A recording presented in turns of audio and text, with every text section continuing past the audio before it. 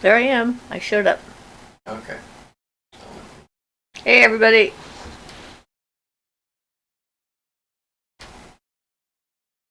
Hey, everybody.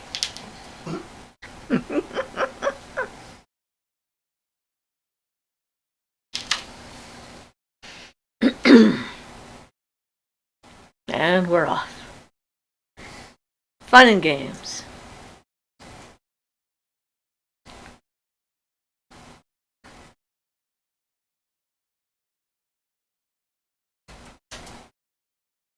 It's always a good question. Ava says, hi. Hi, Ava. Never know who's going to show up and what we're going to talk about. Keeps me on my toes. Jono says, hello. Hi. How you doing? Ian says, please ask questions and participate in the chat today. So we have things to talk about. It's been an interesting week anyway. For those of you who are in the new group on Facebook, you've heard all about it, but not all of you are, so I'm sure we'll talk about that at some point. My abilities have been making me see new things. Slowly opening up into new levels, I guess. I think I saw a cold virus in someone's aura when I was working on them Wednesday, I think that was. Sundrop says, hi everyone. Hi, Sundrop.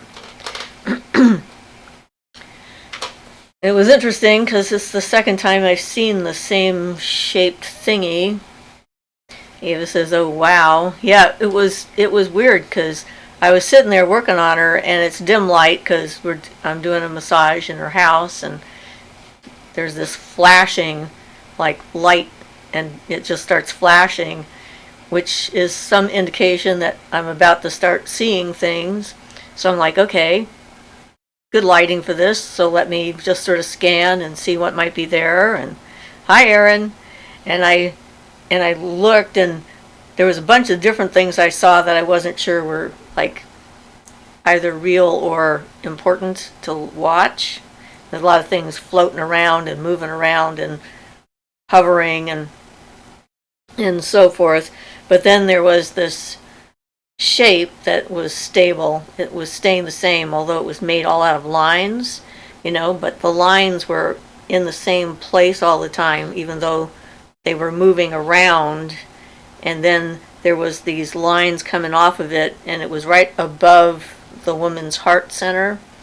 And so it was like, it looked like it was either putting something in or taking something out, or both, maybe, like an exchange somehow. And it didn't seem like a good thing to me. And she had previously told me that she had been exposed to a cold virus a few days prior, so I was wearing a mask just in case. I'm like, yeah, okay. And I wondered if maybe that's what I was seeing, was the cold virus that she'd been exposed to, and it was trying to weaken her defenses and make entry, or was feeding off her life force. It's like it before it was inside of her kind of thing. It's like the astral or mental form of it. It seems like the most logical explanation for it, but I'm keeping an open mind because I'm not entirely sure.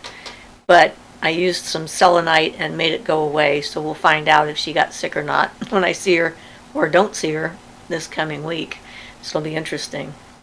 Lod says, hello everyone. Hi, how you doing? And Queerdo says, hello and blessings from beautiful, cool, and windy Minnesota. It's windy here too. And Lulu says, hello. Hi, Lulu. Lul. Darling says, hello. Hi. So yeah, it was kind of an interesting thing that I can let it happen and I can see these things and not freak out. Jono says, Luna told me about you seeing the illness. It's cool that it seems there is no end to new experiences on the path. Well, yeah, and this past week there were some annoying things that happened as well. Apparently I was feeling rather sensitive, I guess, and I was driving through the parking lot at a local store. I've been through this parking lot like how many times, it's like one of our regular shops. And as I'm going through the parking lot, I'm seeing every little car accident and that's happened in that parking lot, and there were a lot of them, and I was very annoyed. I'm like, yeah, this is useless information. Stop. I don't need to know where everybody fender bendered each other in this parking lot over how many years that it's been here. So sometimes it's not fun and it's not useful, but it was interesting. Val says, Hola, hi Val, I love your rainbow hearts, those are wonderful. Yeah, so anyway, it was interesting. You never know, but that was this week. And dreams have been interesting too. Been having a lot of them, but I can't think of any at the moment that were shareable. Violet says, hello. Hi, Violet. Lod says, how do you use selenite to get rid of a virus? Sounds fascinating. Well, selenite is just such a, I have a chunk here. This is a piece that was hanging above in our temple when we were charging up our amethysts and stuff, and was collecting the energy from those things, and universal life force energy and healing energy and whatnot. But selenite is this kind of, it's sort of, to me, like solidified light energy. It's the closest thing. It's very soft material, and it like brightens up your aura, strengthens your aura, gets rid of things that don't belong there. They sort of naturally fall away. So I think that's how it works that way. And some people in the last few days have been using selenite for other things. Like someone used, 2 different people actually used it to help them breathe better for different reasons. And I know personally that selenite is good for inflammation. I've used it to, drain inflammation, like when I might be getting an earache or something, and I can add that to it, or anywhere in my body if I have some kind of an inflamed area, I can use it to brush down that part of my body and make it leave. So it's got this anti-inflammatory property too. But it left. It wasn't there when I was finished working on her, so I'm thinking that's how it works. It's just that light energy just sort of like repels things that are maybe inimical to your energy force. It sort of pulls in things that are good for you, maybe. But yeah, it was interesting. Ruth says hi. Hi, Ruth. So yeah, it's been an interesting kind of week. I never know what's going to happen. And I was talking to my sister. The gift runs in our family. I've briefly talked about that before. My sister's form of the gift is the most unique, I think, I've ever heard of. And for her, when she gets a premonition about an event that's coming, it happens on her TV set as a news. Like, the first one she told me about, she was watching her favorite show, 10 o'clock at night or something like that, and all of a sudden the show stops and breaking news comes across the screen, and the news anchors that she's familiar with appear, and they're talking about an airplane that has disappeared off the Atlantic, up by New England somewhere, mentions the airline, the tail number, the number of people on board, where it vanished from the radar. I think you mentioned that last live show. And that's where they're looking for it. And then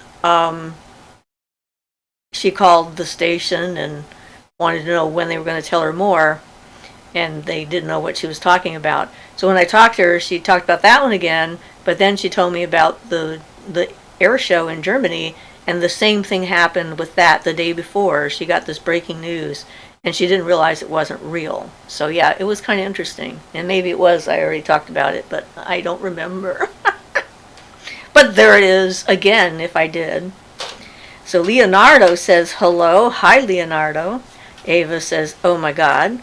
Yeah, it is very strange. She's now discovered that she has to check other news sources before she jumps to the conclusion that it was real, because I think the station is going to figure this out sooner or later and keep track of her number. Grumpy Owl says, that's really neat. Yeah, she doesn't care for it. It's annoying to her, but I agree, it is kind of neat. Odd says, I recently held selenite wands in both hands, and I felt a kind of mild electric charge travel up my arms. It was very interesting. Yeah. And I had the client before the woman I worked on, she gave me a piece of selenite she had bought for me a while back but had never given to me. And so I had it with me when I worked on my next client, and I kept it in my purse. And so Saturday, I was working on a different client, and I pulled it out and gave it to her, and she could feel the electrical energy coming off of it, and she thought maybe that wasn't true, and maybe she was imagining it, but then she could feel it again, and she ended up wanting to put it over her heart. That seemed to be the place it liked it to be, so that was kind of interesting because she's not into any of this stuff in particular. Jono says, I fill myself with universal white light energy during purification before a ritual. Feels a bit like moon energy. I've never used selenite. Is it similar to that? Selenite is the original moonstone.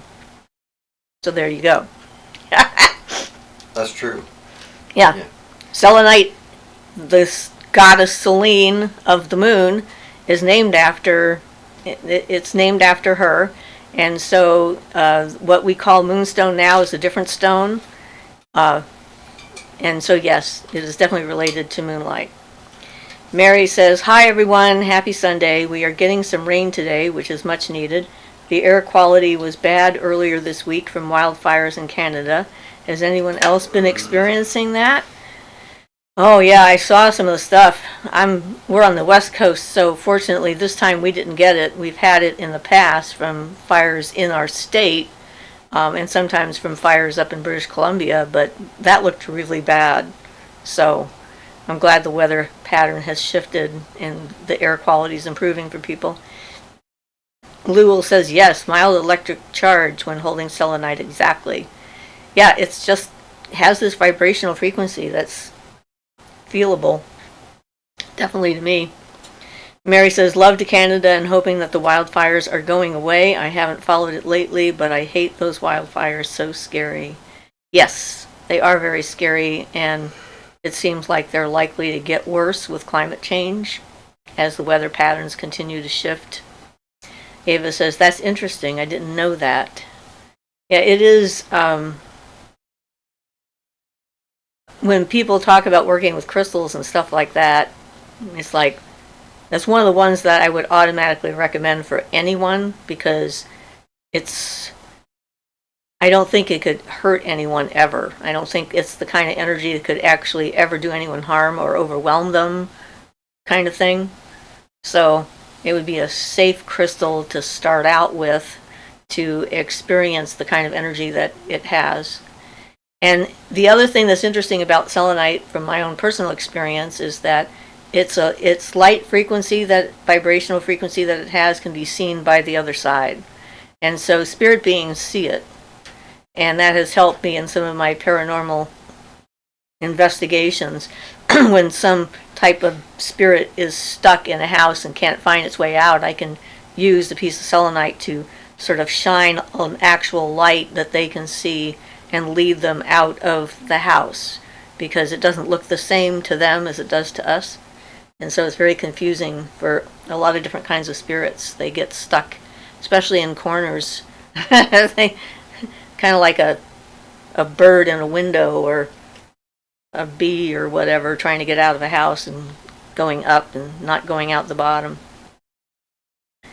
Ava says, that sounds pretty useful. I want to get one. Yeah, and it turns out that they sell them sometimes at like TJ Maxx stores, which was one of the women in the last couple weeks got one, and it was like a giant chunk. We're talking, it was huge. I don't know how much she paid for it, but it was pretty good looking. It's like, wow, that's fantastic. Grumpy Owl says, I heard those fires were committed by an arsonist. I haven't looked into it more since. I'm far southern Alberta. Yeah, I don't know, since you'll probably hear more about it being up in Canada than us down here, so maybe you can let us know. But I did hear that a lot of them were human caused, but not necessarily arson. I mean, some of them might be arson. There's stupid people all around the planet, and they somehow think this is a cool thing to do, to destroy things with fire, which I can't understand. Ava says, I didn't even know they sold crystals there. Apparently they do. Donna says, I think you you've said selenite light looks blue on the other side. Not really. No, the kind of light that you project when you're trying to make them see the light, like from your tools or your fingers or whatever, is a light blue color. But selenite, I think, looks pretty much white on the other side. It's just this light, glowing energy. So the blue is like something we can produce to help them see, like our pentagrams that we draw in the air and that kind of stuff. I see those as blue if I go on the other side and check my work to make sure that I succeeded in sealing a place up that's having problems. Laud said, as an experiment, I held other crystals to feel their unique energy. Bloodstone had an intense crackling electrical storm energy to it. Interesting. Leonardo says, I've bypassed my sociophobia to make a difficult question. It is possible that even having done a formidable ritual, having multiple oracles stating the success, the anxiety for the results wreck everything? It's a good question. So if your lack of belief in your own abilities to do something, can it undermine what you've done, even if everyone else is telling you that you did a good job? I think is the core of the question. And then to a certain extent, I think it can. It certainly is more helpful when you believe your results are going to happen. I mean, it sort of takes that potential drain out of the situation. Yeah, and for something like that, if you're having anxiety, of course, the best thing you could do is try not to think about it. If you're having anxiety about the results. Yeah, trying to put it out of your mind and focus on something completely different. The idea with spell work, a lot of that kind of stuff is like once you've done it, you don't even think about it again because it's done. It's accomplished. It's finished. There's no need to continue thinking about the process. And if the anxiety means you're continuing to think about it, it could potentially take out the energy you worked so hard to put into it or change it, because you're still going to be linked to that since you did the spell. Right. So Jono says, arson or not, the problem is climate change. Otherwise, the wildfires would not be so severe. This is true. Ava says, is there a way to make meditation easier for a person that has trouble sitting still? I can't sit still for more than 10 or 15 minutes. You could always try a walking meditation. That's true. And specifically Zen has some different walking meditations that they list if you want to look them up in Zen stuff. I don't know any of them off the top of my head, specific ones. I mean, whatever issues that you have to figure out what kind of a workaround can be done. Because in general, the stuff that's written about it is for the average person who isn't going to have some kind of a disability or limitation or something like that. So try to be creative, or limit yourself to 10 or 15 minutes and just do it more than once a day. Yeah, that's generally not a bad idea also. It's like 15 minutes twice a day, and then gradually you'll get more used to it and should be able to sit down for longer at a time. So Ava says, you can walk and meditate? Well, it's a different kind of meditation when you're walking because you have to be enough aware of your body not to fall down. So it's not a blanking completely, but you can be in your body and in your environment and be present in the present moment, which is a form of meditation in and of itself.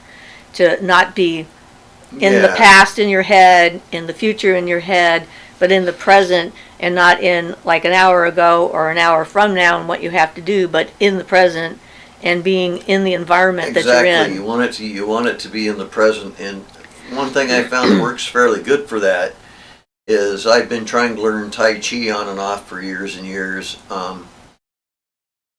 But you need to be able to do it. The idea is to learn the movements so well you don't have to think about any of them anymore.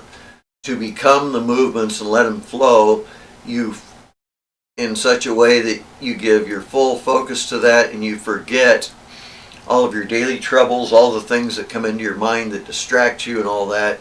And you can be just with the movement. And one of the things that helps with that is because Tai Chi properly is done in slow movements.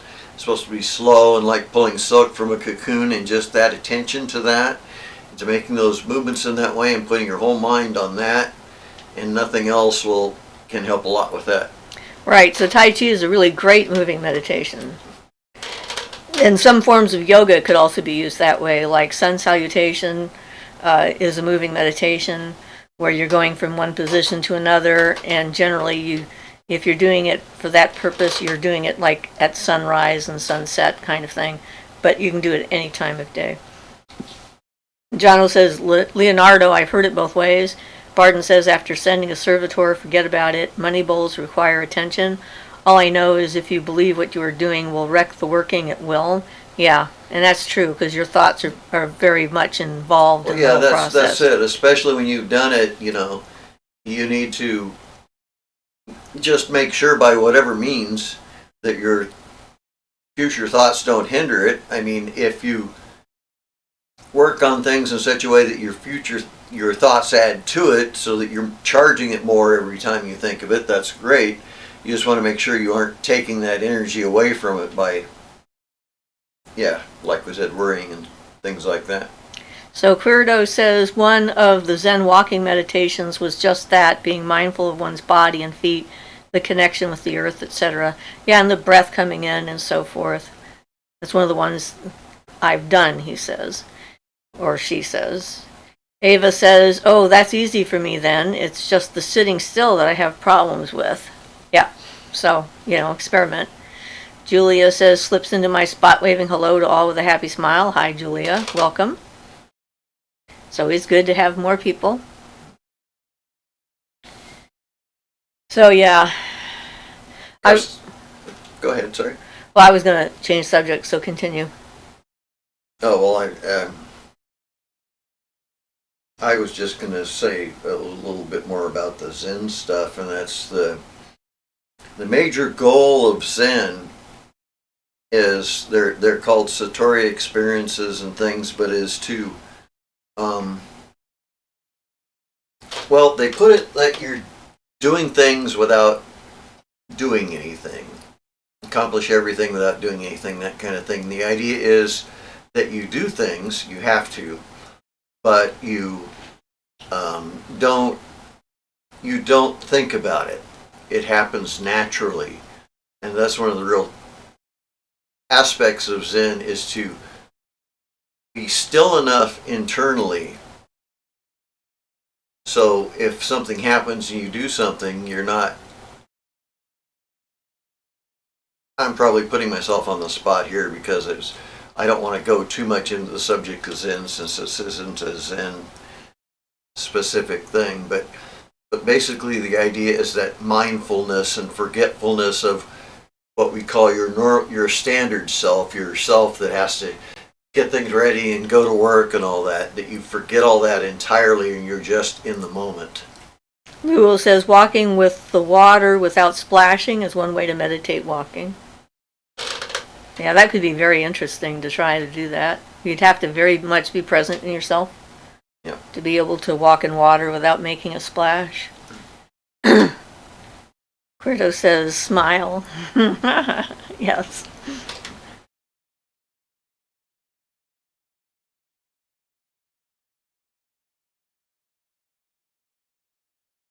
Yeah, certainly what we think can change what happens around us, and it's sort of interesting. Jano says, Ian, can you meditate without a backrest? I know you do long meditations. Maybe I'm just lazy and unconditioned, but I need a backrest. Well,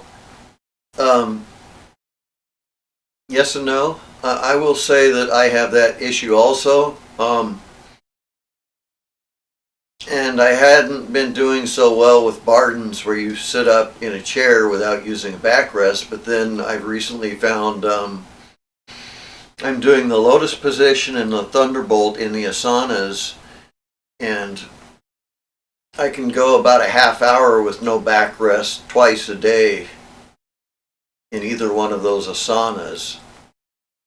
If I go more than that, my legs get sore from doing the lotus, but So you can develop the ability, and it also means, though, being in a position where you're properly centered, where all your muscles are properly relaxed, your weight is centered over the right area, you know, your earth zone, your maybe even shift your weight a little bit below the earth. And that's another thing I don't know how to tell you how to do, but something you can do is becoming rooted, and that helps with your back issue, and also being very still in the position.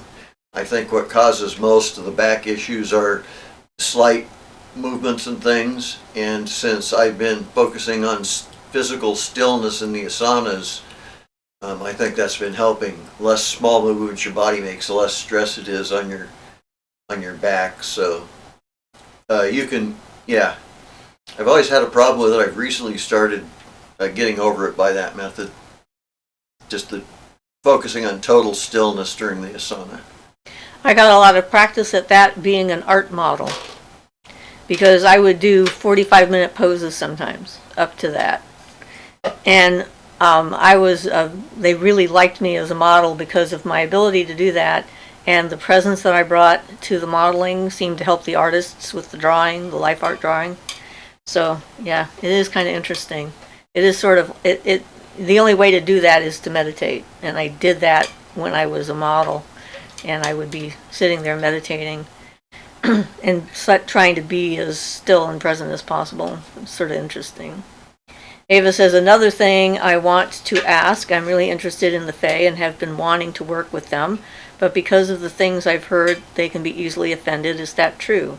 In my experience, no, it is not true. That is stories that have been spread about by people, and this is what I was thinking of getting into anyway, the idea that what you think affects the reality around you a lot. And so the assumptions that some people wanted to make about the Fae, and they wanted to dissuade people from working with them, which is clearly what it can do, because it makes you worried, right? And that's to keep us from interacting with things that aren't underneath their control. The church did that a lot. That was pretty much one of their main focuses, was to keep the local people where they went into, whatever their religion happened to be, from interacting with whatever spirit beings that they had already communicated with. So in my experience, the Fae they do their own thing. They are friendly and will interact with us if they want to.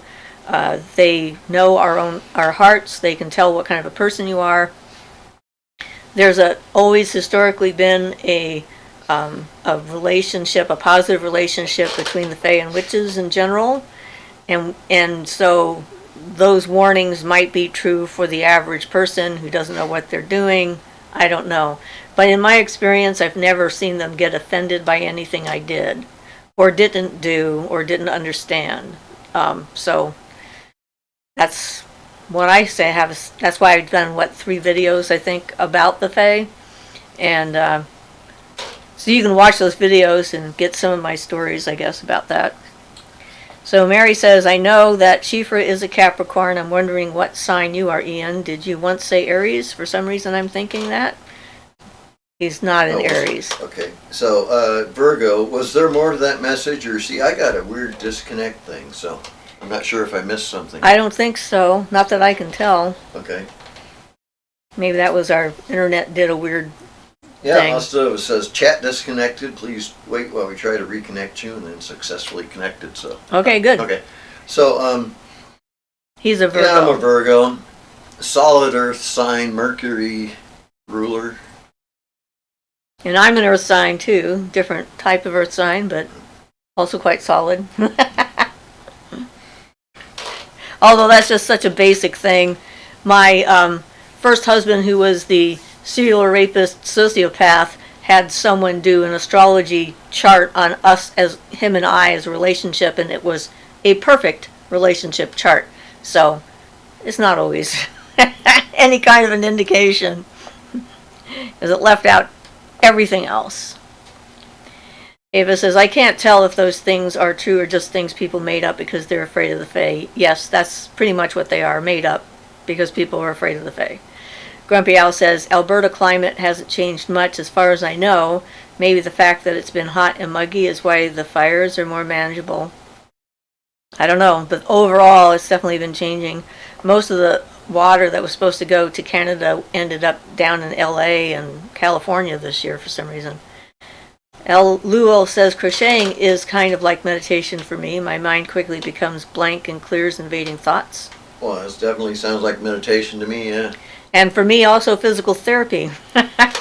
That's how I rehabilitated my hand after I had the shingles on my palm and stuff, and I couldn't close my hand. Now I can close it completely. It's like it didn't even happen, which is awesome. But crocheting was one of the techniques that I used for rehabbing my hand function, dexterity, etc.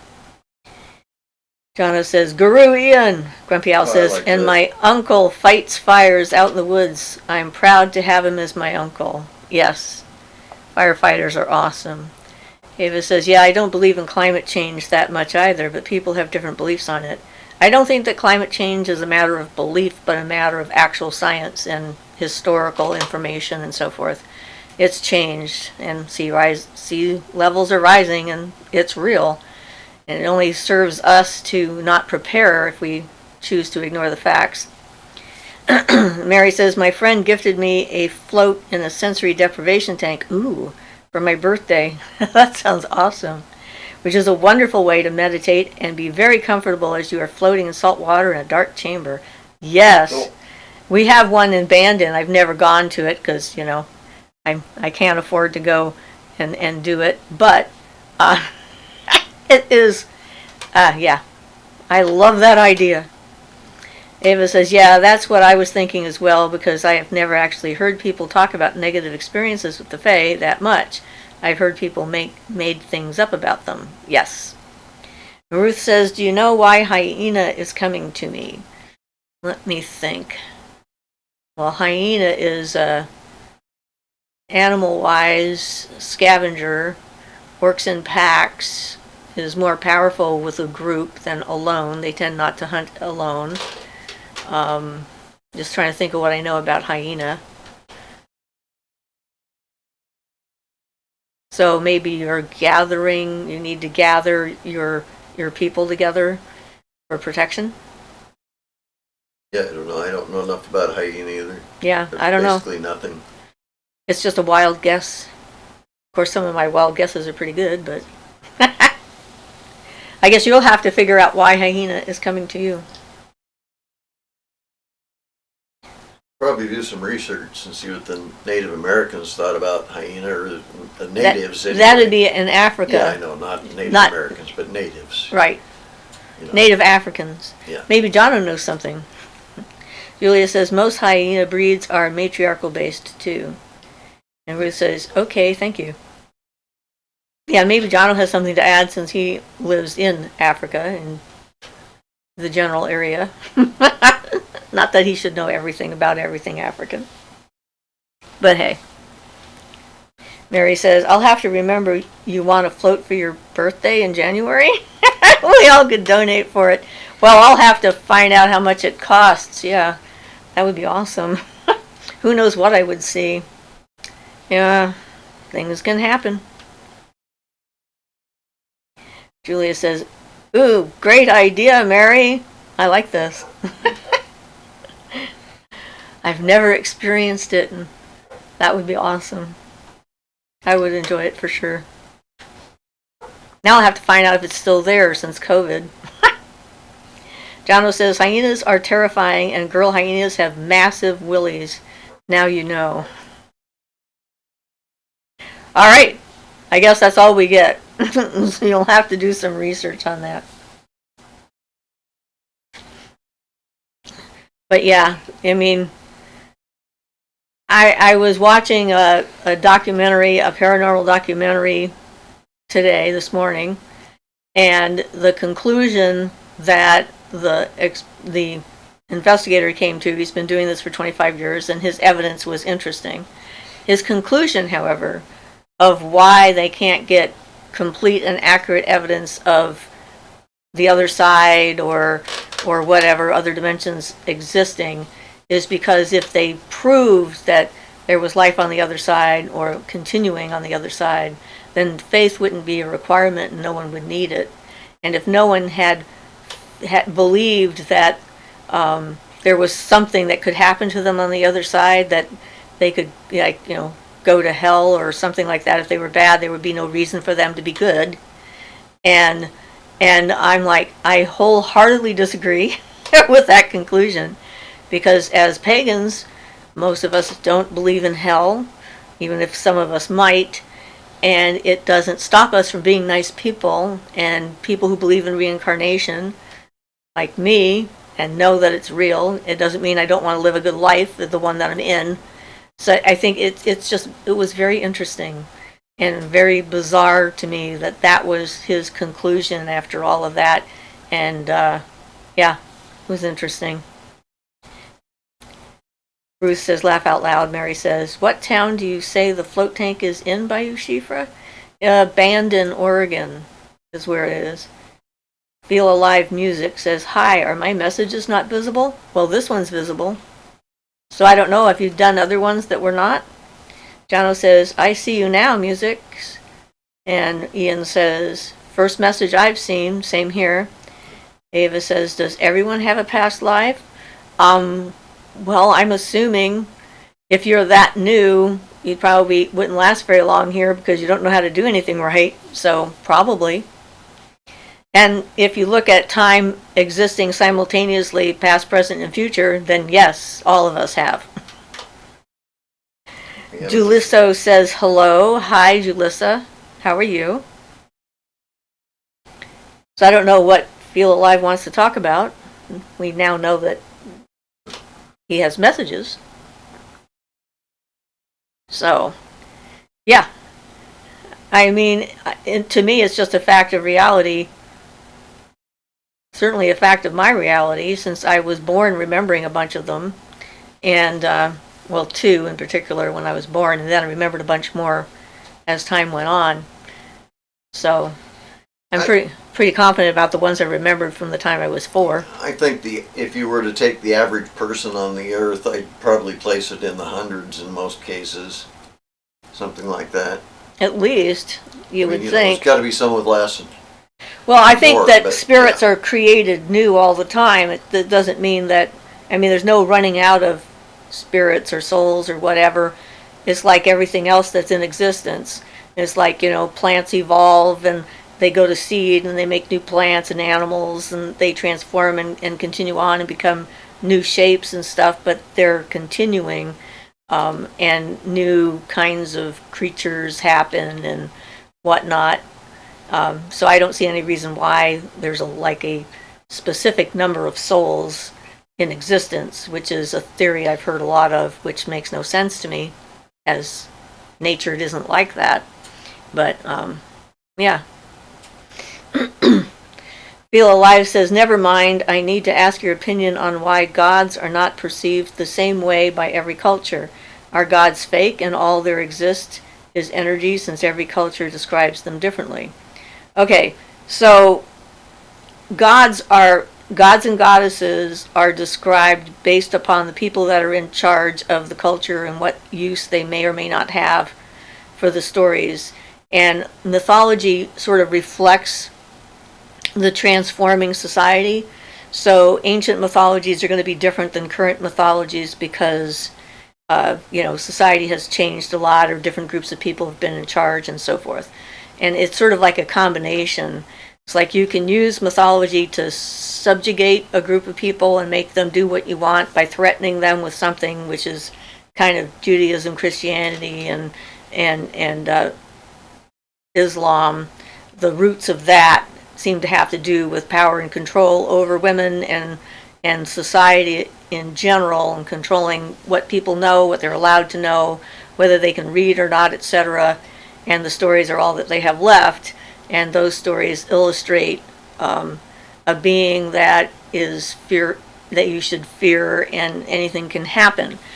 In other cultures, their gods can be both benign and terrifying, depending on what it's about.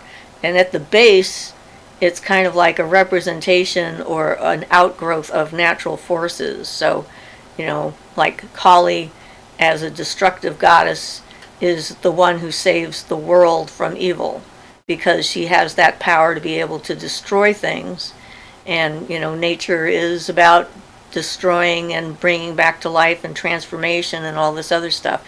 So, personally, I don't think the gods are fake. I think I've met some, and they were definitely very real when I met them, and they didn't seem to be just a story. But you can also have thought forms and ideas that are created that aren't real. So it's not it's not a simple yes or no, like this is what it is.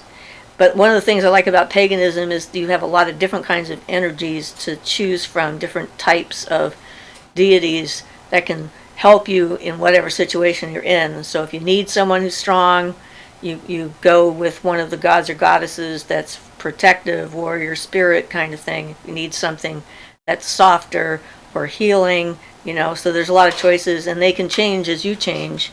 You can also kind of look at it this way, like there was a god, like a god substance or something, okay, that exists formless. Yeah, the creative and all life the force. individual gods being and things being like a stamp, a particular mold that this god substance fits into, and then it becomes defined with, hand was That's okay. He's and expressive. then become defined into a form which then may have personality traits, but so you can take advantage of whatever form that energy has gotten impressed into.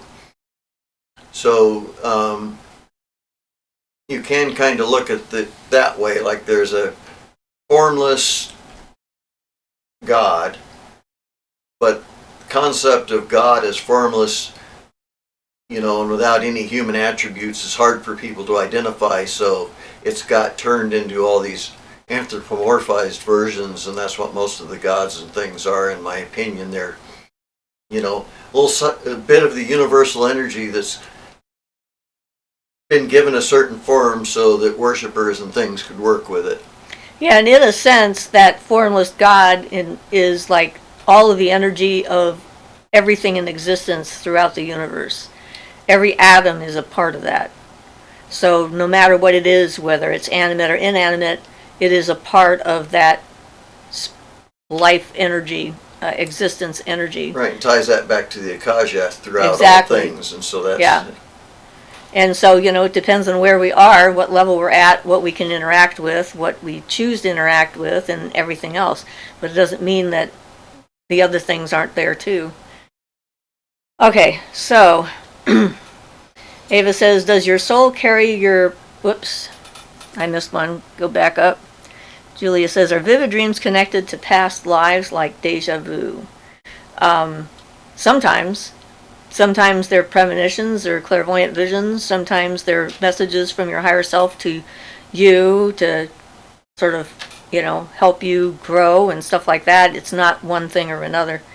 Ava says, does your soul carry your personality and interests into your next life? Like, will the next body the soul is in be like me personality-wise? Not necessarily. It depends on what you choose or why you choose to come back and what you're trying to learn. But there can be like a core you that's always there. So, again, not a simple answer. Yeah, so it's like tendencies may pass through. Interests could pass through a little bit, but not really your personality. That gets pretty much left behind so that you can start fresh. So you can make progress, yeah, because right. Eventually everything gets kind of solidified as you get older. Your personality and things get kind of solidified into a form that's gets harder and harder to change for most people. So your death process is part of what gets rid of that and let you start anew, and then you can build on a new structure rather than trying to build up on parts of the old structure of your past life. But as a general thing, you can have like something that attracts you more often than other things. Like I have lifetimes where I remember working for different gods and goddesses and temples and things like that. So I have like a thread of history of developing those abilities and so forth. And when somebody is born with somewhat extreme abilities, it generally means that they have practiced and learned that through more than one lifetime, because it's like become kind of second nature, and they don't have to like start off from ground zero every time.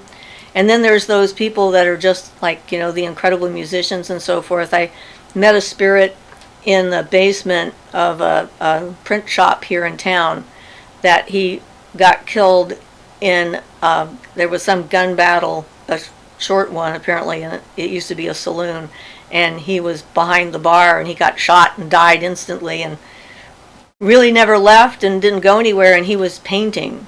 He was just painting. He was like painting, making pictures and whatnot. And I thought that was interesting because he was practicing this skill on the other side. And I told him, hey, now's a good time for you to like cross over. You can take what you've learned here with you, and then when you're born, you can become a painter and, an artist or something like that. So it's kind of interesting as a subject. So, Darling says, I know I've had at least 3 past lives. Good. Feel Alive says, how do you meet a god? Can I do so without doing it in sleep or astral plane? Can I see a god in the physical world? Well, the gods that I've met, I didn't plan to meet. They kind of happened. When I met Argus, it was like at a workshop, a magic workshop, and I was up on a bunk bed getting ready to go to sleep, and all of a sudden he was there, and I knew he was there. I could feel him and knew who he was, knew what his name was, had an experience with him looking at me with all of his open eyes. Being out in nature makes it more likely that you're going to be able to tap into something like that, because in civilization, cities, towns, we have a lot of distractions that keep us from being able to sense when something is coming towards us. There's one other thing too. You can look at it the way like they do in India, or voodoo, or some of those things, voodoo, I suppose, say it properly, where they make a representation of the deity as a physical image, then they put it through a process and give it birth, by which they put a chunk of that original deity into it, which then becomes your personal deity that you work with. And most of those, well, I should say in Santeria they have to be fed like weekly or something, I'm not sure. And like India, they don't need to be fed, but they often use them to worship, purposes of worship, to worship the statues or statue of your guru. They, put that there. Like they might put a guru's ashes after he's dead into the statue and then charge that up to work with him. So, Feel Alive, similar to the Fae, the different types of gods and goddesses that are out there can decide whether they want to work with you or not. And there's that too. And so, our relationship with deity in that sense is not the same as like from a clergy perspective, from a religion kind of thing that's got a specific deity that they're working with. And so it's more of a relationship that you're developing. And yeah, we don't worship. I don't worship the gods and the goddesses. I see them or feel them or commune with them or communicate or work with them. Sometimes they offer assistance.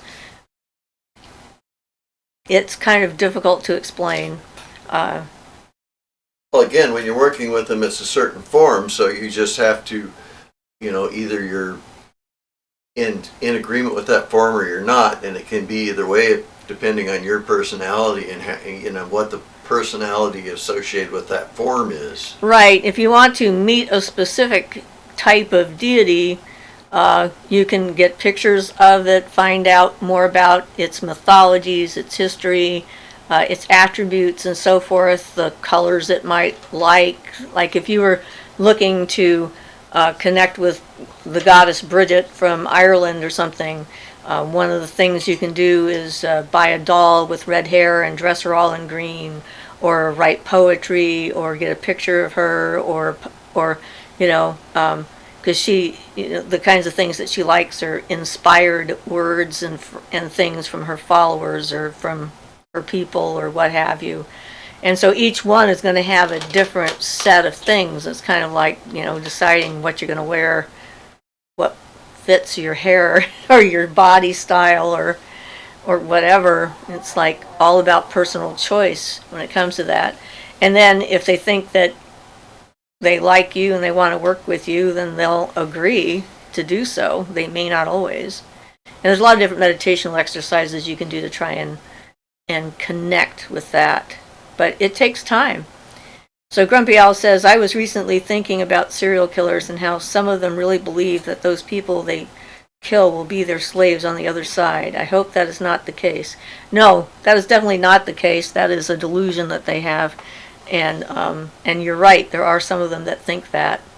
And if the people that they kill believe it, then it could partially be true, I suppose. And there are even some magical practices and certain religions which I won't talk about that actually take that as one of their things, making slaves of things they kill, not necessarily humans, but animals and things more. And of course, there have been written cases of some serial killers associated with certain religions that have been pretty much that way. One of them was considered invulnerable for many years. Until he was killed. Yeah.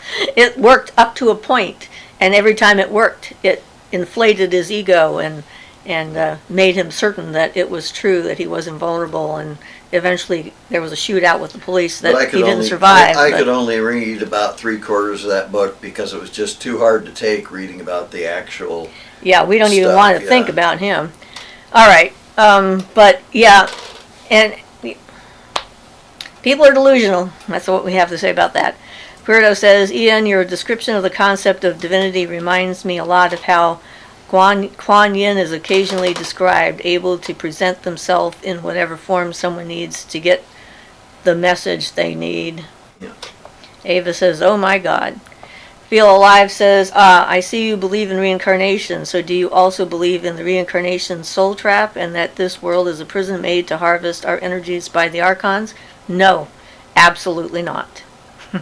I do not believe in Scientology in the least little bit.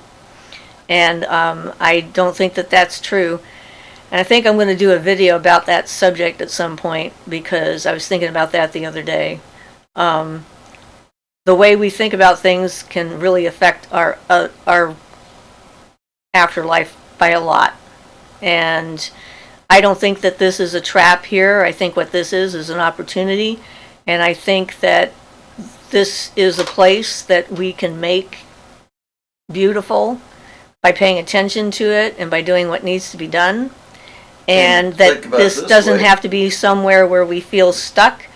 And this is where we're supposed to be. By developing now, you should improve your future life. Yep.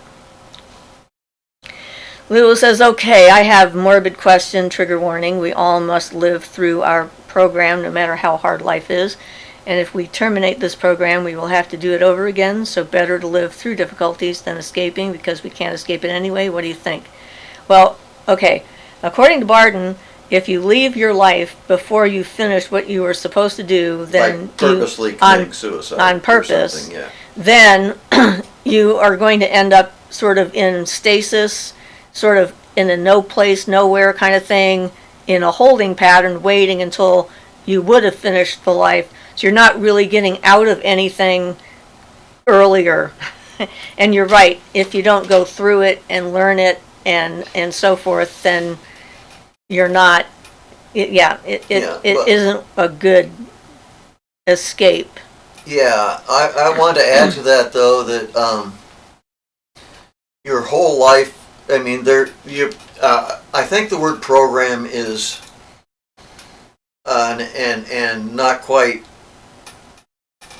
accurate way of putting it, because it makes it seem like certain exact things are going to happen to you, but it's more like you have a certain energy that needs equalized out, and if your life were different, that energy might come through in a totally different fashion. So I don't believe things are programmed bang, bang, bang exactly, but it's an energy movement, and that energy is going to have a tendency to push a certain direction. And how you react to that depends on a lot of factors. So I don't think, you know, there are things that Barton says, and you can talk about something being fated, but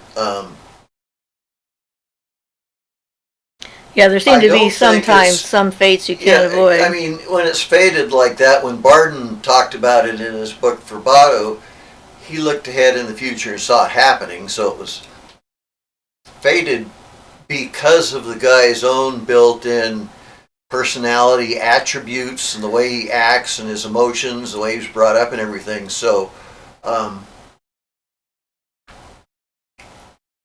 if you change yourself, you can change that. You'll still have to deal with that. If you've got an energy for something unpleasant to happen, that energy will still have to be dissipated, but it doesn't have, my belief is it doesn't have to come through in any specific one fashion or specific event, but will tend to work on like the weak parts of your character, things like that, where the weak spots are to come through and make something happen. So I think though you have to deal with the energy. Many of those things can be changed or perhaps delayed. Instead of all of the energy hitting you at once, it can be dissipated slowly over time so it doesn't hit you as hard, things like that. And those kinds of things can be done by making progress, working on yourself, doing the shadow work and things like that. Ava says that kind of sounds like torture. Moonradish says hello. Hi, Moonradish. How do you invoke an element? Well, if you're invoking an element, then you're bringing it into yourself. So clarification, you're talking about invoking an element into yourself, or are you talking about evoking an elemental outside of yourself, which would be the first question. If you're trying to invoke an element, then what you're going to do is fill yourself with the energy of that element. You can do that through your breath, through meditation.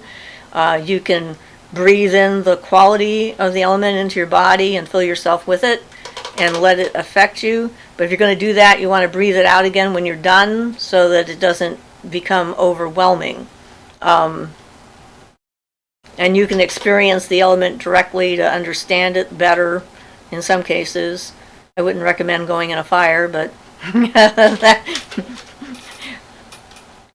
but it's an energetic exercise that you can do. I don't know what else to say to that at the moment. Moonradish says, Ian, we loved the Akasha video. Thank you. Feel Alive says, when choosing God, can I choose any culture? How are gods from all cultures real? So this means any god that is rumored to be real is real. So why not I make my own gods and then worship them? Okay, making your own gods means that you're going to have no history with the deity. It's going to have absolutely no energy. But you can do it.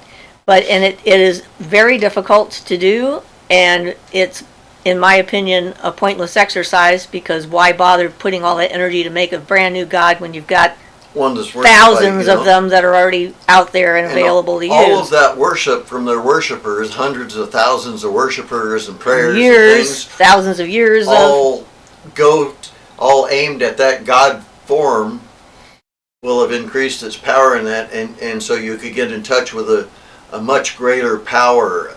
And that's the real trick, is you can create your own, but most people don't look at them like gods or deities because they can't get enough energy in them and enough power to make them gods. You have to put in them the omnipotence, omnipresence, and program those things right in to make an actual deity out of it that way. So basically the difficulty. Yes, you can do it yourself entirely, but Not it unless may you're take you- extremely advanced. well, yes, and You have to have the ability. and it may take you several lifetimes to get an effective God form out of it. But there were some, like the Saturn fraternity of Saturn, which was in Germany around, I think, the 1920s, there, where they created their own god, basically called it an egregore with the spirit of Saturn. They made it a Saturn spirit, and then because of the whole group worshiping it and working with it magically, they created that force and that god form that they worked with. So they had their own personal created god. And I would like to point out that the gods existed before human beings. There are a lot of beings that are out there that had nothing to do with humans to start with. And some of them are still out there. There's lots of non-human beings that exist. Good point. And that, you know, these forces and stuff like that were there before people had culture and before people actually existed. So, you know, it's a broader thing. Mary says, could you do a video to lead a guided meditation to meet different deities? Yeah, I might be able to do that. I have a couple. I can work on that. Let me write that down because I will forget it as soon as we're done. So I have paper and a pencil right here. Guided meditation to meet a deity.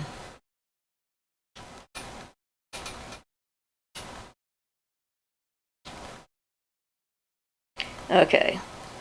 Because my brain is sometimes like a sieve. Sometimes it's not. Julia says, high five Siofra on her empathic note concerning harvesting souls who are trapped here in chortles merrily. Jono says, music. Chaos magicians already do that sometimes, making their own gods. Ella Gregory says, hello, my birthday was yesterday, 25 years young, so glad to catch a live. Well, happy birthday yesterday, and thank you for coming in and saying hi to us. We appreciate it. And Jono says, happy birthday. Everyone else says, happy birthday. All right. Grumpy Owl says, I turned 40 end of March already. Hee hee. I still feel about 25. That's in your brain, right? Not in your body. Ella says, 40 years young, 20 years in spirit. Yes. Mary says, I love the name moon radish. I just recently realized that the radish flowers are so beautiful and butterflies love them. Yeah. Radishes are fun and interesting. And Bikey says, hello. Hi. I don't think I've seen your name come by before, unless you're a new, not a new person, but have changed your profile name, which happens.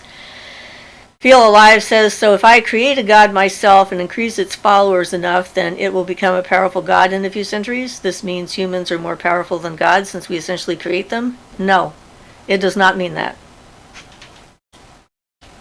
And I'm going to leave it at that. Mary says, I planted radishes as a crop cover and the butterflies loved the flowers. Moon Radish says, thank you for liking the name.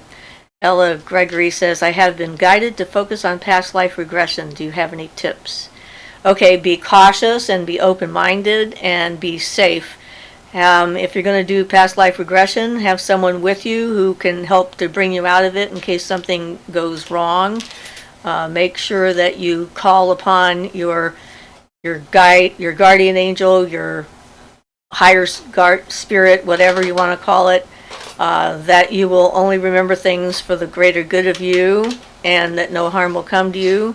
And generally speaking, the first lives you remember will not be fun if you're remembering a real life. Be willing, like I said, to be open-minded and maybe even surprised. But remember, all of us have done stupid things, not just in this life, but in other ones, and none of us have ever been perfect. And so that's one of the things that past life regression generally teaches someone. It destroys part of the ego, thinking that you are all wise and all wonderful. And yeah, it can be icky. So be careful. That's what I would say. Mary says, thank you for considering the deity guided meditation video. That would be nice. You're welcome. Grumpy Owl says, yep.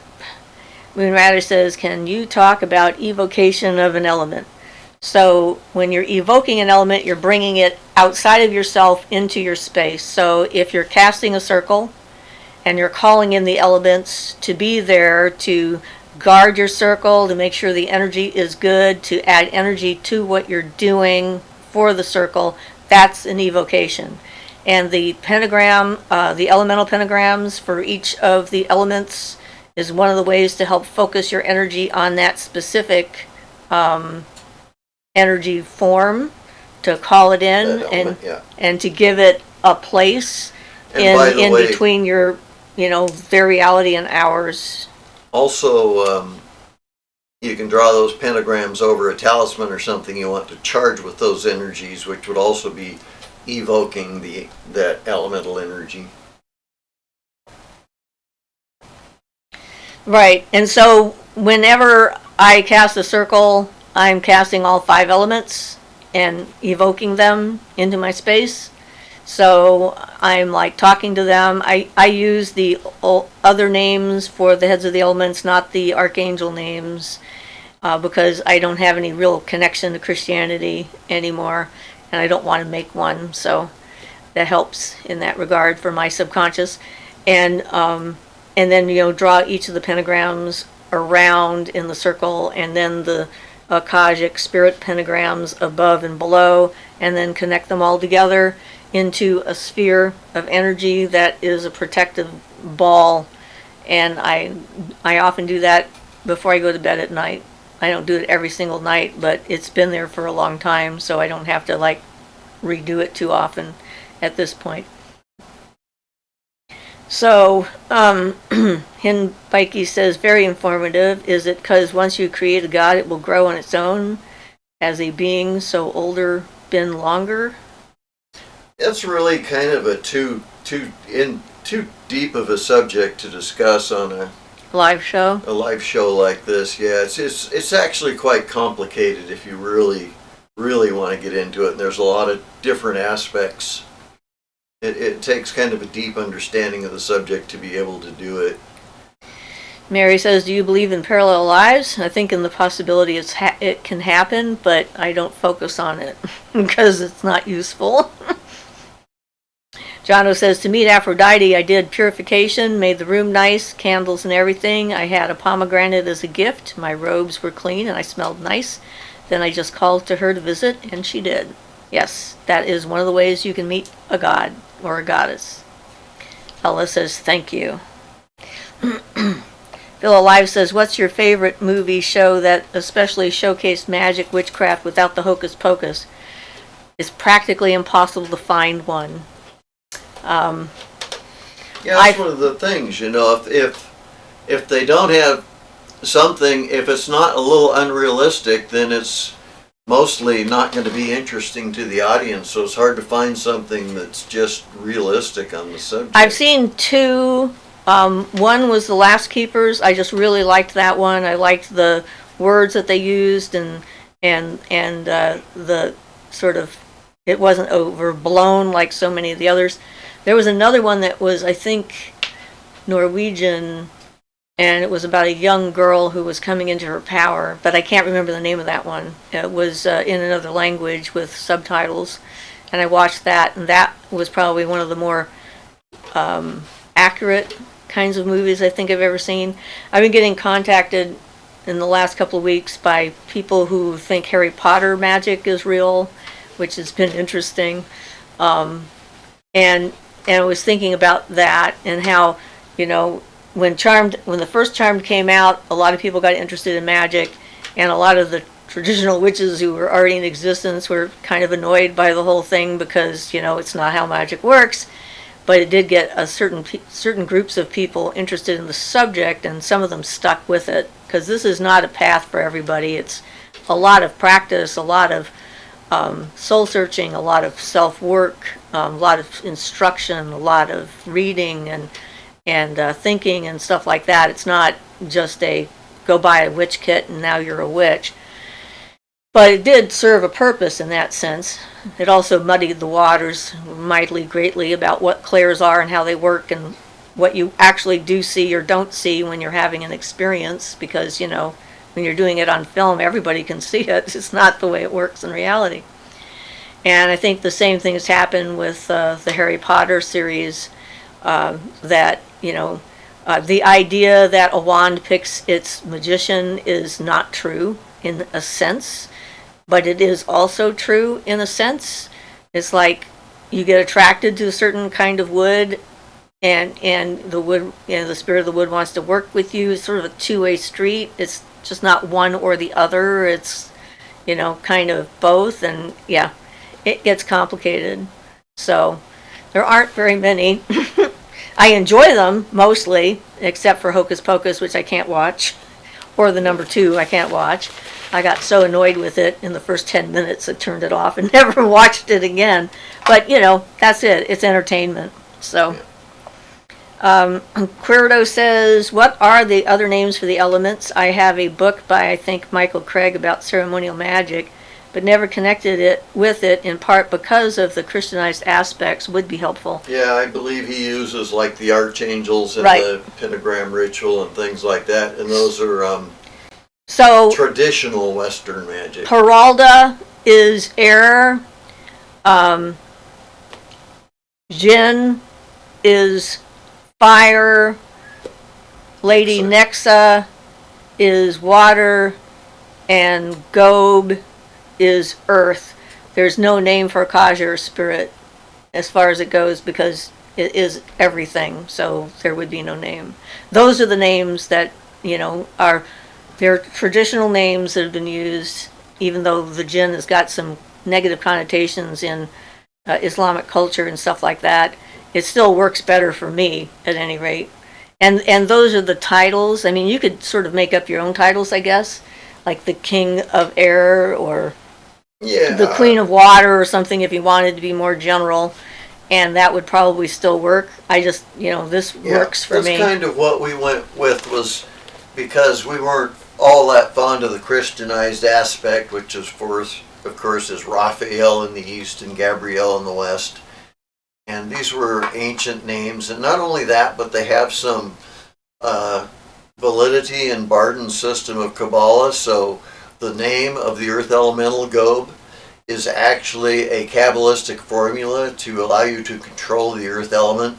If you use, by Barden's Kabbalah, you pronounce the word Gob Kabbalistically and properly with the right, all the aspects you have to do to pronounce it properly, then that name itself will give you control over the element of earth.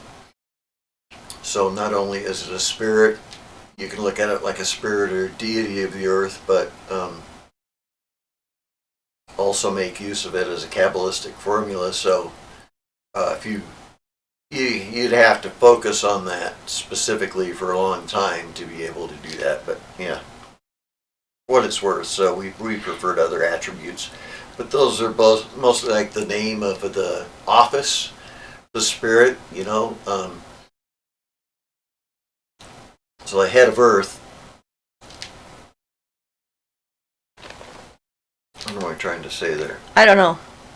Well, It's like the president. it's not necessarily an individual being, but Right. you get like the being in charge of the earth element,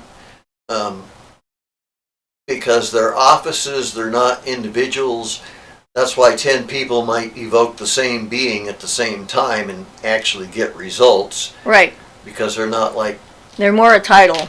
yeah, And then there's a group of beings that can step in and take over that particular job at whenever, because that's, their purview. All right, so Leonardo says, how different are the caution measures to maintain sanity, comparing the inside senses with the spiritual, energetic, and so on being perceived by the physical senses? I'm not sure if I quite understand what you're wanting to get out of that. Grounding is important. Centering is important. Understanding the physical reality that you're in is important. When you have an extrasensory perception of some kind, one of the clairs gets involved and you're seeing something, you're having a vision, you're hearing a voice, you're getting an inspiration. You also have to remember that you have free will and you have willpower, and you can decide whether or not you're going to follow whatever it is that you're getting, whether it's valid information or not. That's why grounding is so important, and being in your body and in the life that you're in. Otherwise, you can just end up out there in the other side and not have any connection to the physical world at all, which is one of the things that leads people to what we think of as insanity. Yeah, grounding exercises definitely. If I had to pick one thing out of all of them. Yeah. And so, and boundaries. You have to have emotional boundaries, psychic boundaries, spiritual boundaries, and physical boundaries. You need boundaries for every part of you. So you've got these different bodies. You've got your physical body.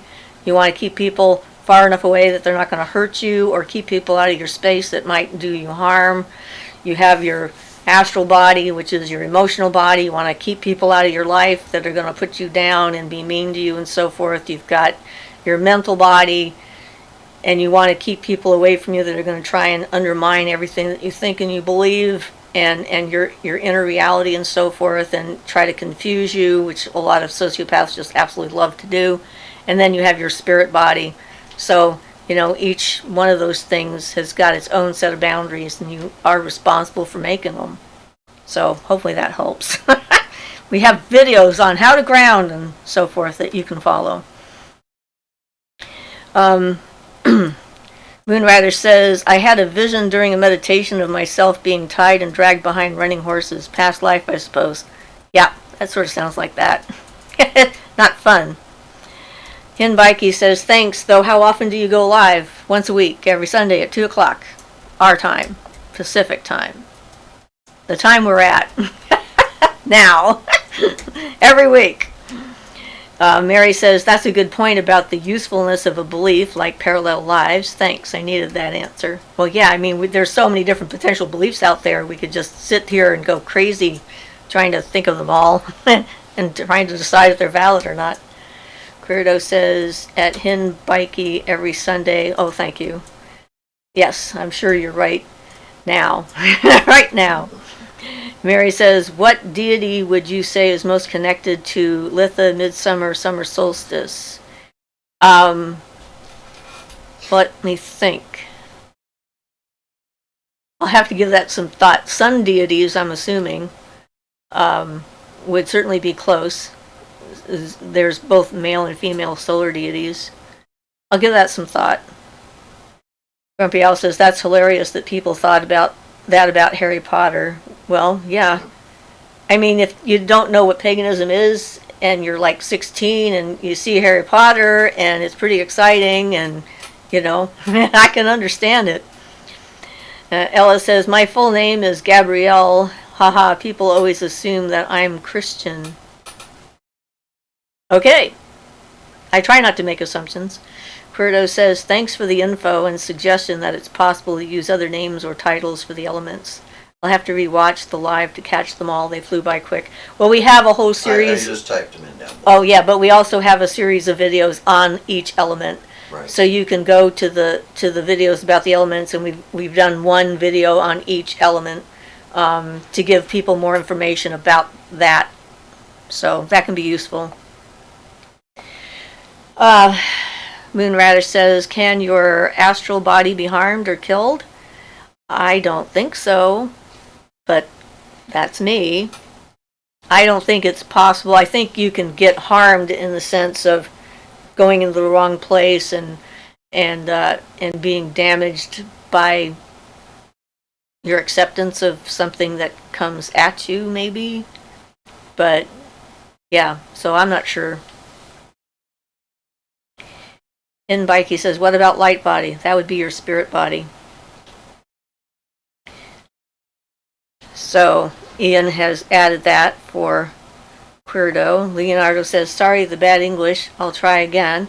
I mean to ask if there are different measures to deal with the differences from the inside sight and seeing spirits with the normal eyes.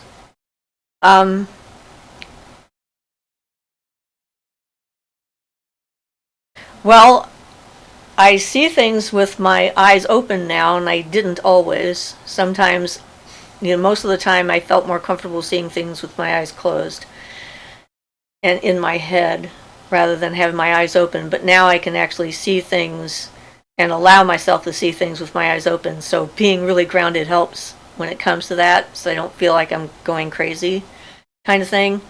And part of it is too, you can kind of see the astral things and whatever can be, once you begin to get that fairly easily, that can start happening with your eyes open. So it can kind of like on top of reality what you're looking at.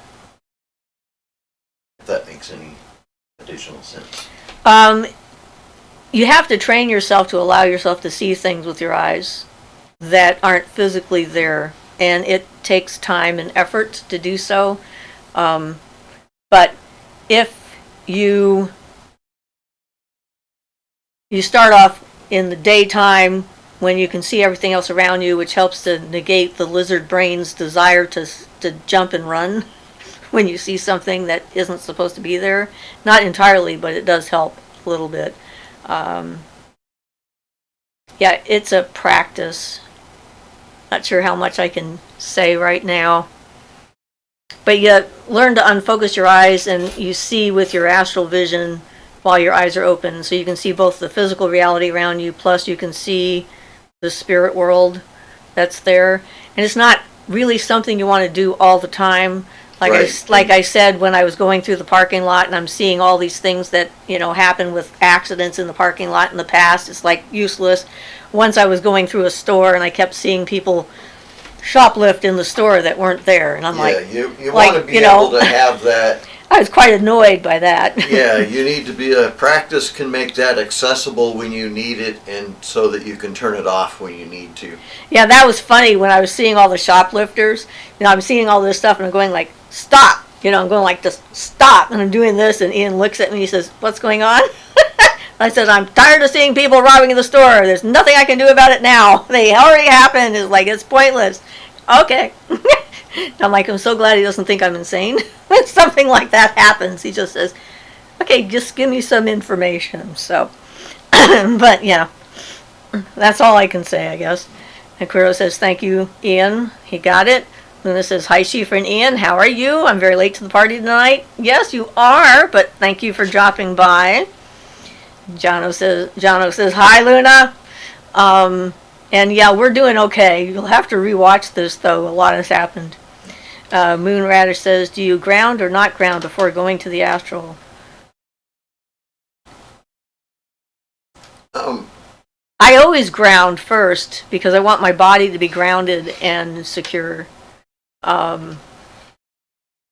And connected to the earth, so if I need any energy or help or assistance or whatever, it's already there. But then I would reground when I came back. I mean, I used to astral travel so much all the time. It's like, actually, yeah. And then it would just sort of happen randomly, and then I would show back up in my body and go like, well, that was interesting. Whoa, that secret underground base. What? What was that? It's almost like one of those opposite things. You're going to go out, which you need to be somewhat, one would think, ungrounded for, but really you need to be completely grounded for, because that's your anchor. So yes, definitely ground before, and if you've gotten good at it, practiced, and what have you, grounding beforehand won't be a problem, it will be a help. Right. Yeah. So then you know that you're safe. Yeah. Luna says, hey baby at Jono. And Vikey says, how many spirit light bodies do we have? 12? Well, I've not actually heard of having multiple different light bodies. Well, that's actually a thing that's out there, but some of them have things, some of them listed differently, like some of the Indian stuff gives 7 or 6, one for each of the chakras. The crown chakra doesn't have one of its own, I don't think, because at that point you are everything, so to speak. And you don't need a body anymore? But really, I like Barden's explanation of things. I'm going to add one little thing here, that Barden goes according to the planes. So you have a mental body which functions on the mental plane, you have an astral body which functions on the astral plane, and then you have your physical body which functions on the physical plane. But all of these bodies are not as distinctly separate as that would make it sound. They're almost like density degrees of each other. It's like the astral body is almost like a really materialized down aspect of the mental body. Not exactly, that's not quite correct. But it's like everything is almost a density degree, so the divisions into separate aspects is somewhat artificial. But that's the one I prefer, is the mental body, astral body, and physical body. And as a side note there, I've actually been in my physical body and seen my astral body and seen on the wall in front of me what my astral eyes were looking at. So for me, they were completely separate at that point. Of course, that was Yes, after. which it can be, but I mean, Right. in general. But yeah, so it really, depends on how you yeah. experience things, and And definitions are like that. it could be divided. If you look at the like the aspects associated with your chakras, you've got the ones that would be associated with your physical body would be the root, and the astral body would kind of be your sex chakra, your navel chakra, and to a certain extent your heart chakra, which is changing on up to your mental body at that point. And then you've got the throat chakra and your brow chakra, which would be associated with the mental body. And then you've got the Sahasrara, which is basically God, or whatever term you want to use that. It's a 1,000-petal lotus at the top of your head. So all the divisions are kind of arbitrary, which means to a certain extent they're all kind of right. It's just a way for us to try to communicate this. It's a communication tactic. Yeah, I prefer the mental, astral, and physical because it's a separation that's easily definable. You can tell whether something's physical or not pretty easily. So Ella says, what are your thoughts on energies at nightclubs and bars? Do you find that those locations have low frequencies, and how would you protect your energy in those locations? Yes, I do, but it can be both good and bad depending on the people that are there. But at bars, one of the things that often happens is that earthbound spirits attach themselves to people and sort of drain their energy because they're vulnerable when they're drinking. It sort of lowers a lot of your defenses. Certain substances will just do that naturally. So to protect yourself, whenever I go anywhere where there's going to be other people, I try to protect myself with, making my aura stronger, my boundaries, like we were talking about, making sure that they're in place, using stones to augment that so that I don't have to necessarily think about it all the time. And then if something comes in, I notice it. I tend not to go to those locations at this point because I don't drink alcohol. I don't care for it. And I don't care for people who are drunk because they don't make sense to me. So, but yeah, it's definitely one of those things to think about, because if you have the sight and you go to a place, you can actually see the spirit forms attaching themselves to different people that are there. It's not just that they're drinking alcohol, but I'm sure there's other factors as to why they're there, and their self-esteem and all this other stuff that might be going into it that I am not privy to. So yeah, I would be protecting myself big time. Leonardo says, oh yes, that's precise. Thank you very much, upgrading the grounding. Mary says, how's your rabbit? I love the weekly rabbit updates. Rabbit is doing very good this week. Rabbit has finally started eating the birdseed again. This morning, or last night, noticed he ate all the birdseed that was there, so we gave him some more. He was eating some more today.